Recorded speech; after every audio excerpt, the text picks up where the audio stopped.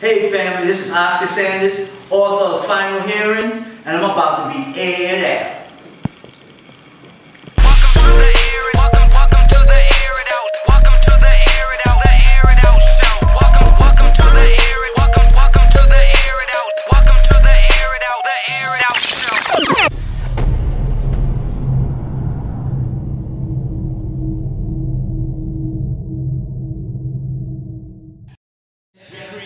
That's how we feel. Yes!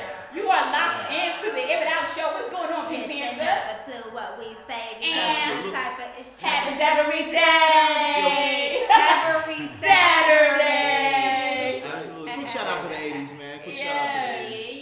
Quick shout out to the 80s. Definitely. Listen, if y'all just now tuning in, we have Oscar Sanders, the producer, director, now new writer, author, extraordinary, will follow you and do all your videos. Mr. I Can Do It All. Yeah, y'all, come on. Yeah. Finish. Yeah, y'all, come on. Don't stop there. Oscar Sanders with the red beard. Get it in, out. Well, good morning, Mr. Sanders. How are you? Good morning. Good morning. Good morning, Here to sir. spread the word and this Yeah, and that, you know. Yes. All right, all day, you know. You come all the way from the BX to the BK to That's do this right. here. That's right. Straight up commute. Right. All the way. Grind mode serious, man. Yes. We like that. That's right. Oh, we doing on another plane. Ooh, that improv is strong. You Yes. gotta be able to do that. You gotta be able It's to. always fun to visit you ladies. You ladies are so supportive and you work so hard. And I just love seeing y'all in your environment and you're tireless workers. So, Listen, we We can definitely. definitely say the same for you. Yes, Look you at are everything doing you're it. doing. You are doing it big. yeah. Listen, for those Airrred Out viewers and listeners of DTF, listen, you can find some archived video footage of Oscar Sanders on that YouTube channel, Airrred Out Show. He's definitely a part of our Airrred Out alum. He's been with us for a while. We rock with him. He got something going on. We definitely want to support it. And he's here today to tell us about this awesome new book.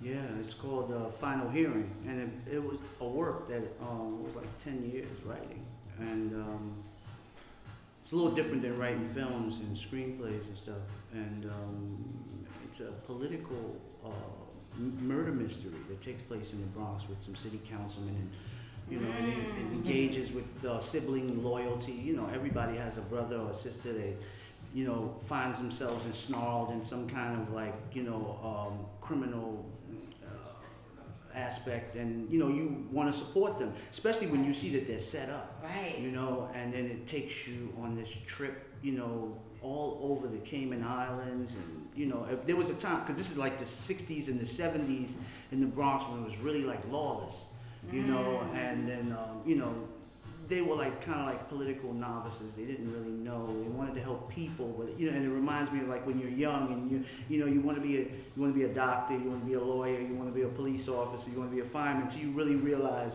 what it takes to be that, and then you say, wow, this is not what I signed up for at all. The reality of it is something else other than what you thought it was, and they see that, and then how people are tried over and over again for famous crimes after they've been convicted, and revenge comes into play, and then the fact that people at that time weren't really being heard by the political forces that were going on, and that at that time they were like more right wing and more conservative. And then you bring in all these different aspects of left-wing terrorism, like Los Macheteros and Black Panthers. Some deep stuff going on. Yeah. It's a real page turner. Yeah. It's a real page turner, and the people are like adventurous. It sounds like it. Now, how did you do your research for all of these characters and for this time period? Personally, like the characters, I kind of know. These people were people that actually had dockets, and they had indictment numbers, and and from there, I was always fascinated by politics. I always loved politics, and so I always followed them. And I seen how how muddy water is using red man's out. Muddy waters. It's like Look at this hip hop enthusiast over here. Yeah. So and then I really realized that it's really what people, how they cheapen themselves, and the lack of integrity, and who are you really like working for? Right. working for like the people, or you really, are you working for yourself? Right. We kind of know what that's about. Yeah, now. you can see that. Yeah. But I'm always so fascinated at how somebody could cheapen themselves. We had a state assemblyman, he took like $30,000. He went to jail for 4 years for $30,000. Wow. He made $70,000. He should have had that little bit in his pocket. You know what I mean? And it's how, I don't espouse to be a criminal, but I know one thing. if I'm a city councilman and you need me, you gotta give me a meal or better. If I'm gonna sully my reputation and my career, it ain't gonna be for $20,000. And be locked up. Yeah, that's it's just amazing how you set up good for life. Yeah. Because that broke that. That wasn't no money. That was like $7,000. And you see it all. And you see it all across. You see it in every borough. It's no money. Yeah. And that's the sad part. How the business community is really getting what they want, and they're not really paying anything for it. That's like an occupational hazard. Yeah. It's like, all right, that's what it costs to do business. Because we see politicians really don't, they don't value what they have. And first of all, you shouldn't even be doing it. Yeah. You know what I mean? Because they should be going through the normal bidding process to get whatever they want. Yeah, because when you gotta pay for, people to make action, it muddies the whole cause in itself. And if it still don't go through after you done gave up that cash, that's when it gets really, really dirty. And you definitely don't want that to happen. I mean, why does it take 15 years to build a World Trade Center? What's up with that? Yeah. I mean, that don't, because there's too many layers of crap in between. People buying their way into a lot of things. That's been around. That's in business in all aspects of America. All aspects. Yeah. So once you see somebody that's extremely successful, they pay for it. Yeah. You know what I mean? Because it takes a long time to grease those hands and Yeah, network. if it's not money, it's networking, it's your time, it's your energy, it's everything. And you gotta you gotta. And they don't want to wait. Yeah, they don't want to wait for it, so they'll pay for it. Yeah. I can jump the line that way. Well, some people, we don't have the money. We have the money to bid, but not to pay nobody else. To several people off. To get you there, yes. right? Yes. So definitely, listen, you're coming from a filmmaker's perspective. You've done a lot of videos for different artists out there. You've locked hands. I've seen a couple pictures of you chilling with Michael Jackson, father. I mean, you've been around this world doing it big. Yeah. How does your screenwriting techniques translate to your novel writing? The characterizations, the quirkiness, and the ability to make people seem human. How I get that is, is I steal that from people who I see every day. So when people are talking, I'm listening and I'm watching them. And I'm saying, well, he got a nervous tick. He has a cane. They talk with a lisp. They stutter. They OCD. They moving stuff around. And I take that and then incorporate. Yeah, because those are the little things that make people human. Absolutely. They're not wooden. They're not wooden because that's real people. So I'm always fascinated by what people are saying. I always see people talking and then they look and then they acknowledge God. I said, I'm looking right at you. I'm being nosy for creative reasons. Right. This is homework right now. I'm building characters right now. Yeah. You don't even know it. Yeah. Right. That's right. I said, do your homework at all times. I could build a life immediately. I could just go on stage and just tell somebody, you're a 32-year-old, you live in Syosset, you had lupus, your father, was bipolar, your mom had, thyroid surgery, and I can go on and on. Remarkable. It sounds so real, but it isn't. Right. And they'll be like, oh my God, Oscar's a prophet. Yeah. It's real for somebody, but I mean, in terms of, the story, people start to identify and they see that the person has layered because they said, wow, the person is human. So what you're doing is you're trying to create that. But what happens is you have to be more descriptive when you're dealing with, books as opposed to film, because film is just visual. You can kind of just see, you can show water and show that it's very tranquil. Yeah. How do you make somebody become tranquil visually? Words. In words, right. So, you have to be more descriptive with that. So you said it's been 10 years in the making of this book. Yeah. What made you sit down and said, you know what, I'm going to put this book out in 2014? Like, what spiraled that?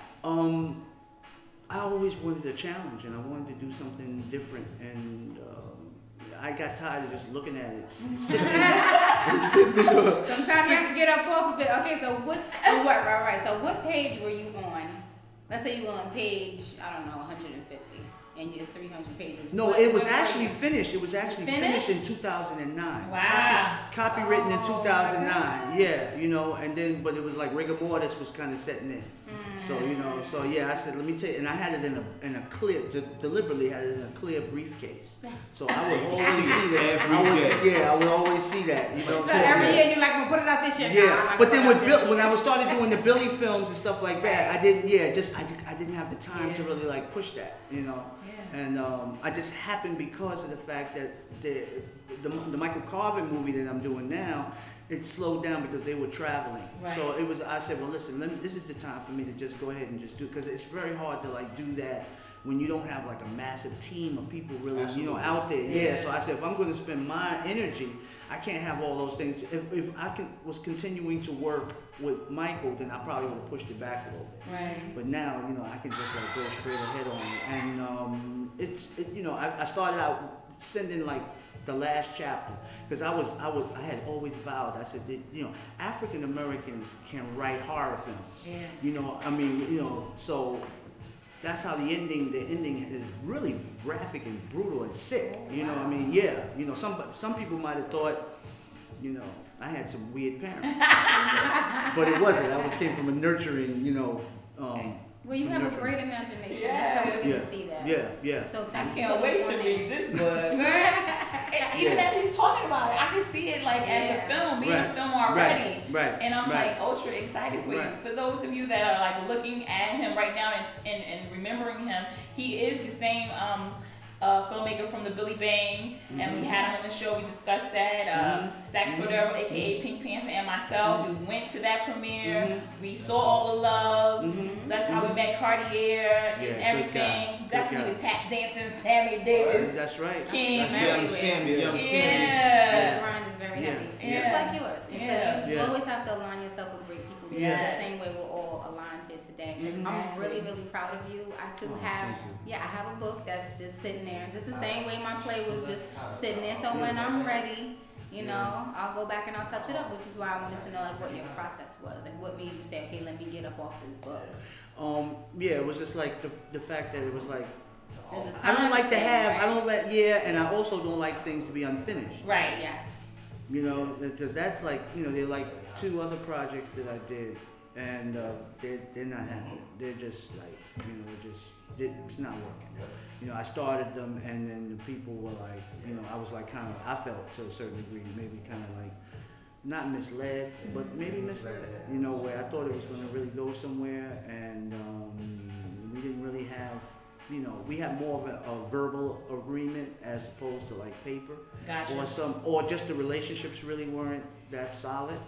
You know, so that wasn't happening. So, and that's okay. Those were things that I probably shouldn't have been doing anyway, because it was like I was taking on too much. Right. But you know, I'm a solitudinal person. I'm the type of person that I need a certain amount of time alone. I remember when I was younger, I used to go down to the South Street Seaport, and I used to look at the boats and the water, and I was able to like really like you know, get my thoughts together. You know, like the 4th step. I'm not a 12-stepper, but I like the 4th step. You know, which is take a searching and fearless moral inventory of yourself. I think everybody should do that in their lives. They should really see where they're at, what their purpose. Why are you here? What are you doing? You know. Why even do it? You know. You have to ask yourself. You know, if you're selling falafels today, maybe you should. You know, maybe you're writing a book tomorrow. Exactly. You know, somebody said they saw Bin Laden on 39th Street before he died. You know. Never know. You never know. It's the same people. Selling falafels. Yeah, that's right. It's so much tied into that issue right there, because every morning, you know, traveling through the city and Penn Station, everything like that, a lot of those same people were involved in that thing. And when they scooped them all up, I'm thinking, hey, this is the person I played the lottery with. So you just never know. And your book, dealing with politics, street, and everything like that, this is meaty. I like that. And it really shows that, you know, a lot of times innocent people can be dragged into things, you know, other than, you know, sometimes, you know, we always think that people have a working knowledge. And I think also, to a certain degree, I don't know if it's really like a personality disorder, but it might be. Why certain people get into politics, because I think they overall they lack the ability to be loved, liked, or important and needed. And so, you know, when you put yourself in that kind of circle, you know, you know, because now people come into you to take care of certain things that they feel they couldn't take care of, or it would take, like we just said, longer. The grind would be longer, you know. And I think they really get off on that corruption because because it allows them, you know. And then why would a person, you know, guys like Charlie Rango, I love him to death. You're 80-something, you're still doing this. They can't let go of that. They can't let go of that ability of people to call them and be important and be relevant, you know, and be relevant. You know, he got an AARP letter like a long time ago. He should be with, you know. Shout out to you, Mr. Rango. Listen, for those Airrred Out YouTube subscribers, right now at this moment, you're going to be seeing a little snippet of Oscar Sanders' book trailer. So you guys, we're going to go to that right now. And as we're doing that for the YouTube, for the DTF radio, we're going to go into DJ Top 10. We're going to let him rock out and we'll be right back with Oscar Sanders.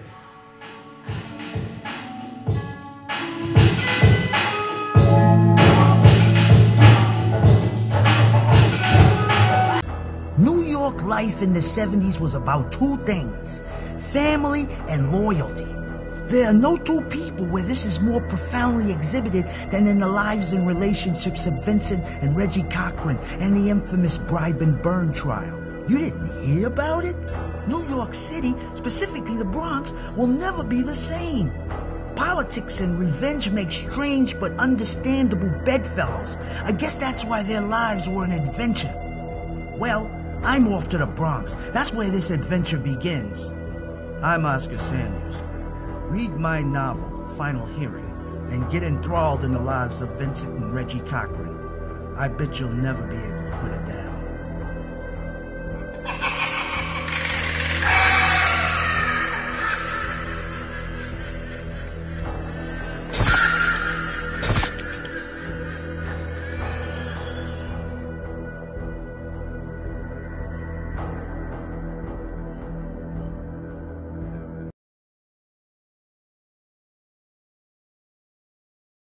Because the broken hearted. We don't want to know. Yes. We don't want to be back. I was rocking that this morning, I ain't even gonna lie. I was getting dressed, packing my bag, I was rocking that this morning. That's top 10. I love it. Yes, thanks. I never heard it put together like that. That's hot. Well, you know, music is what he does.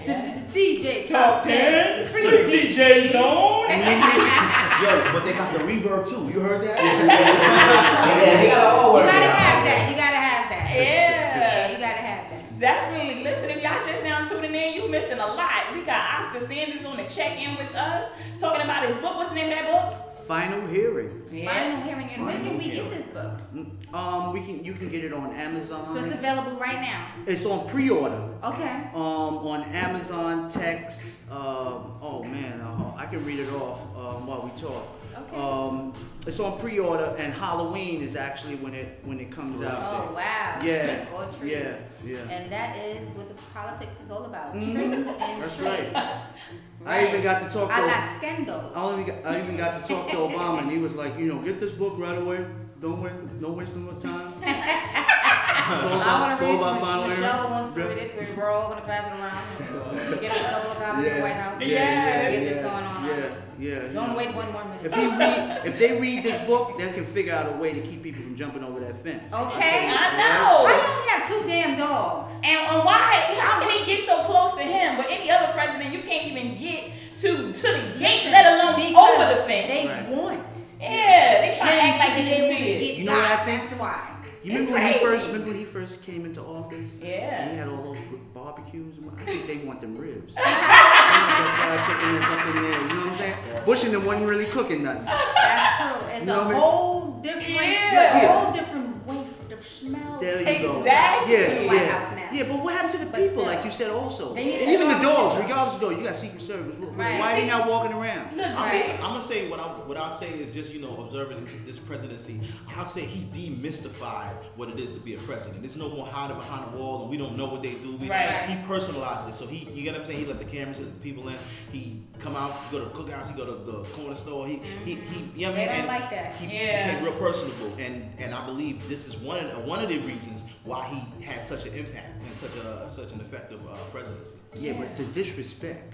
Yeah. It's a lot of The this- disrespect. I mean, that don't make no sense. But That don't make no sense. but then you got to realize that at the end of the day, we're still living in a country that was founded on the same principles that are being currently used. You know what I mean?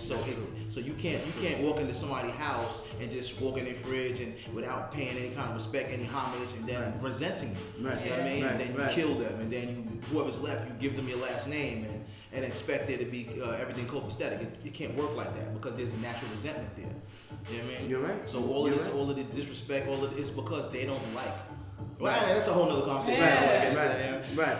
But Well, shout out to, yeah, well, it's almost like Paul Mooney said, when he talked about when when he's talked about, he said once we get in, that's it. We took over. He said, oh yeah, we took over.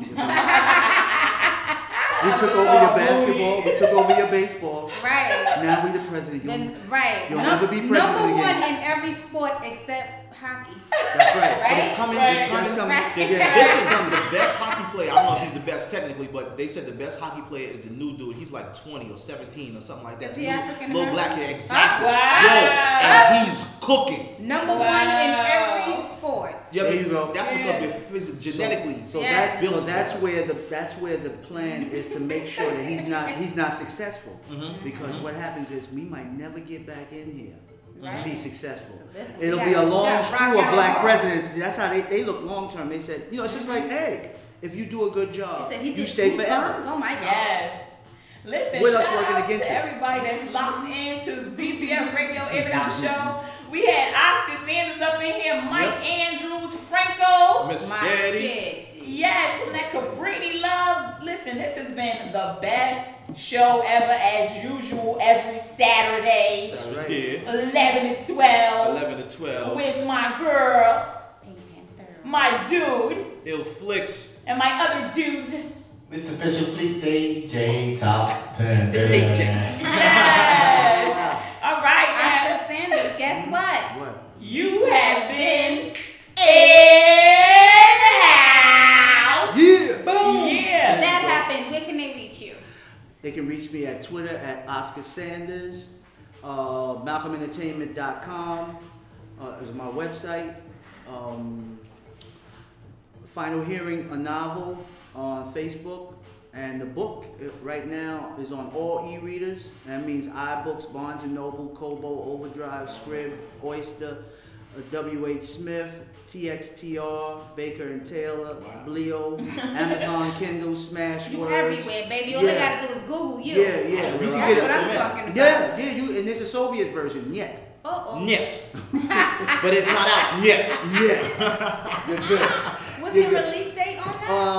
October October 31st. 31st. Oh, that's right. On Halloween. 31st. And That's anytime right, you get want your to talk treat. to me, come in, just hit me up on malcolmentertainment@yahoo.com. Anytime, forever, whatever. Absolutely. Your grandmother's sick, I make all kind of appearances. You know what I mean? Alright. Yeah, That's good to know. I thought you was going to say I make When- soup. Yeah. I do chicken soup too. Do you and I do a have bunch of. you have a book signing coming up? Yes. Not yet, but I will Okay. let you know. Please let and us then you know. can That way we you can let your get it audience out. know. Definitely. Absolutely, absolutely. That's coming.